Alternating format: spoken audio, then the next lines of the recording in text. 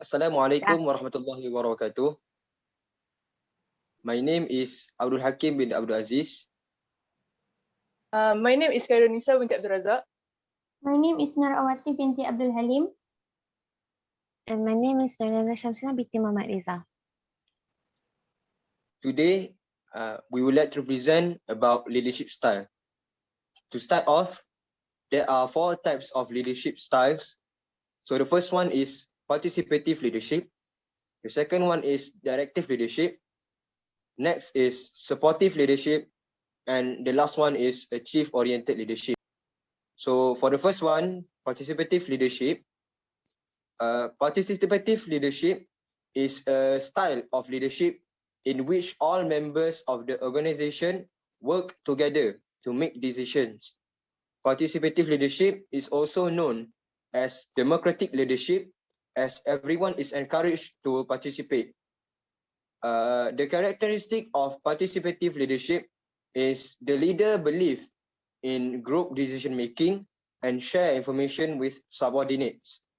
The leader often uses their suggestions before making any decision. There are many advantages and disadvantages of participative leadership. For the advantages of participative leadership is boost morale. The group members who feel they are part of a team will have higher morale than if they feel they are working in a vacuum. Participative leadership provides a deeper feeling of community to lower level members of the group. Next is collective thinking. By introducing many voices and ideas to the discussion, leadership is more likely to receive creative and inventive thinking. Problems may be solved in ways leadership never anticipated with input from all levels of the organization. The disadvantages of participative leadership, one of them is slow. The participative leadership style can take a long time to implement. Organizing a large group, obtaining ideas and feedback, discussing possible courses of action, and then communicating the decision can be a lengthy process. So that's all from me. I will pass the presentation to the next presenter. Okay, thank you, Hakim. Next, we move to the second leadership style, which is directive leadership. First of all, we need to know what is directive leadership. Directive leadership is the leaders provide guidelines, let subordinates know what is expected of them, set performance standards for them, and control behavior when performance standards are not met. This directive leadership also uses sensible of reward and disciplinary action, and it also known as task-oriented leadership. In addition, this directive leadership may be more effective and efficient when the subordinates are unskilled or inexperienced at a complex task. For an example, a directive leader may provide coaching, clarify the responsibilities, remove any roadblocks, and give praise when appropriate to the employees. However, this leadership style also have the advantages and disadvantages. One of the advantages that I will share with you is it is very easy to learn. This is because everything will be provided by the leader. The leader in this style priority for this style is to tell the people what to do, how they should do it, and when the job needs to be done. Besides, the leaders do not need to be trained in a specific way to use this leadership style. For the information, this style also have been the common leadership style that each organization use. And for the disadvantages of this style is it avoids the use of collaboration. Directive leaders disregard the benefits of collaboration because they believe their experience and knowledge more valuable to the project. They do not seek out to empower others. Lastly, then the leaders assign responsibility to specific tasks and hold individuals accountable for not meeting expectations. Next, I will pass to the next presenter. Okay, thank you, Abatif. Okay, I will continue with the third point, which is supportive leadership. Okay, firstly, we need to know what is a supportive leadership. Okay, the leader, okay, supportive leadership is the leader that display concern for their needs, welfare, and well-being. Okay, supportive leadership is a type of leadership based on providing resources to employees and coaching them to an end result. To accomplish a supportive leadership roles, managers and owners must provide tools, advice, and other necessities that allow staff to complete tasks and projects with little to no supervision over time. Okay. Okay, and then we look up what is the characteristic of supportive leadership. Okay, firstly, they will make sure that every person has the tools they need to get their task done before they begin works on them. Okay, and then they have a big concern to their employees' life, both professionally and personally. Okay, and then they have trust for employees regardless of the size or scope of the project, and lastly, ability to create a positive environment for employees that fosters camaraderie and boosts morals. Okay. Um, as you know, even the supportive leadership has a cons of these actions. Okay. Firstly, we look up for the pros. Okay.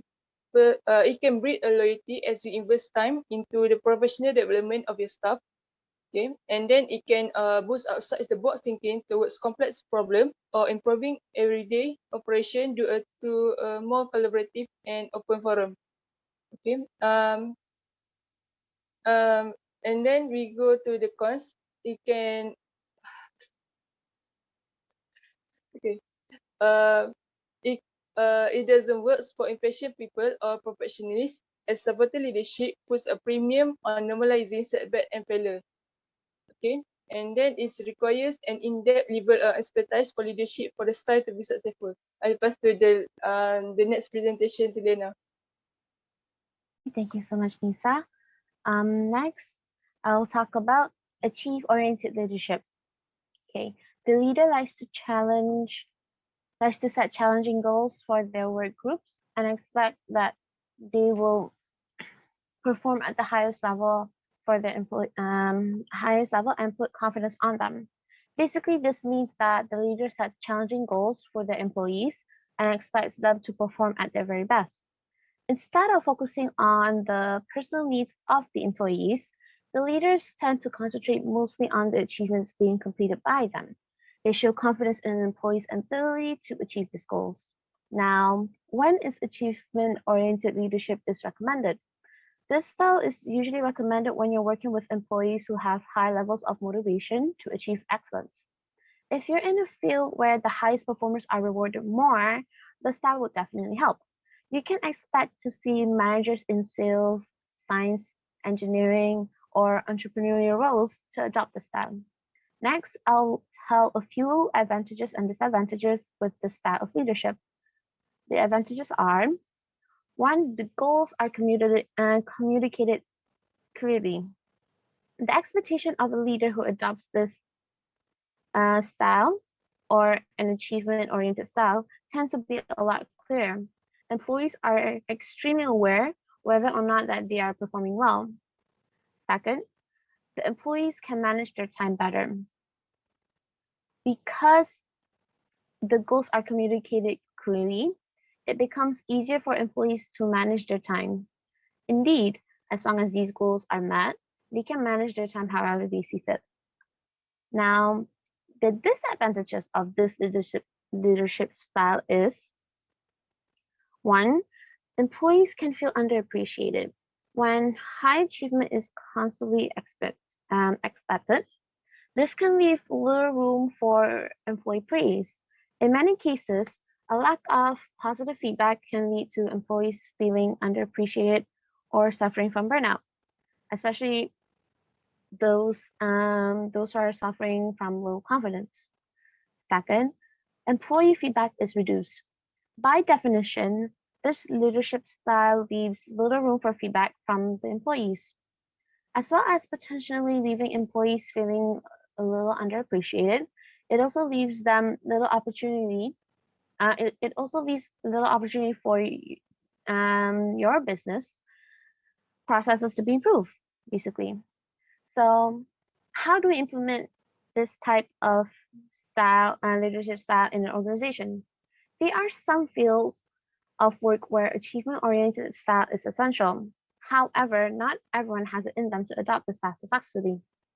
When a leader feels this way, they are often able to naturally handle the ups and downs of an achievement-oriented environment. The more desire an individual has for success, the easier they will find it to adopt this management style.